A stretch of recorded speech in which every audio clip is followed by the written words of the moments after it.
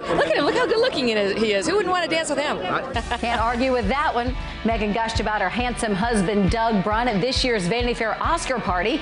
Now, when you read her book, Settle for More, it is very clear that she is head over heels for him. So when I sat down with her today, we talked about what you haven't heard from Megyn, their love story.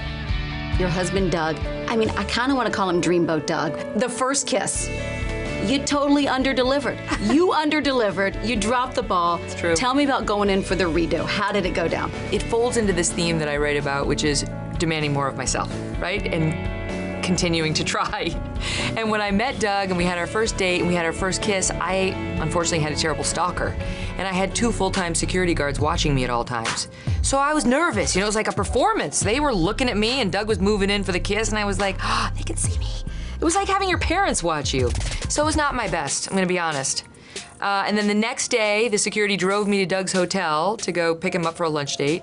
And I said to the guards, you guys wait here. Viper, Cougar, because I nicknamed them. You guys wait here, I'm going up.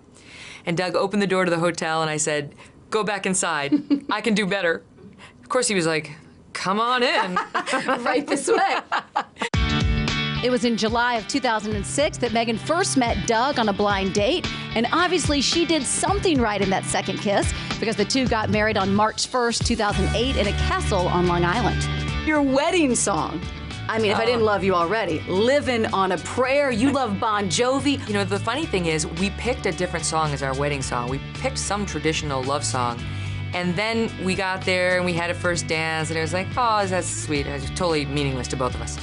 And then later as the night went on, this song, which happens to be both of our favorite songs, came on, and it was the best moment of the night. We danced like no one was watching. We went crazy. It was like sweaty and wild and just like the ugly dance, but the best dance I've ever had. In Settle for More, Megyn writes a lot about her parents' influence on her. She lost her beloved dad when she was just a teenager. In her last exchange with him, they had a fight, something that she said took her a long time to come to terms with. I was thinking about what you've been through this past year and everything with Trump. What advice would your dad have given to you during that time? What would he have said to you? You know, I think he would have said, stand tall, and be tough. You know, don't let him get to you. Because I think one of the lessons of dealing with a bully, which my father had been around for in my life, you don't want to let him steal your mojo. You know, don't jump just because they're poking you with a stick. The lesson, especially as an adult, is when somebody's coming after you, that they want a reaction, you know?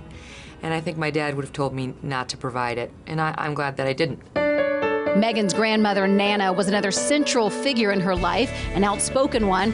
She passed away recently, just 2 weeks after her 101st birthday. It's hard to even talk about because I realized she was 101, and it wasn't a mystery what was going to be happening, but she was just such a dominant figure in my life for all of my 45 years. So I felt that loss acutely and still recognize I was so lucky to have her as long as I did. But listen, I know she's up there right now, encouraging my happiness, my potty mouth. I love what she said at your wedding. Yeah, she goes, making my love, she goes, I got 1 eye, 1 breast, 2 hearing aids, and even they don't work with the damn. I'm just not up to it.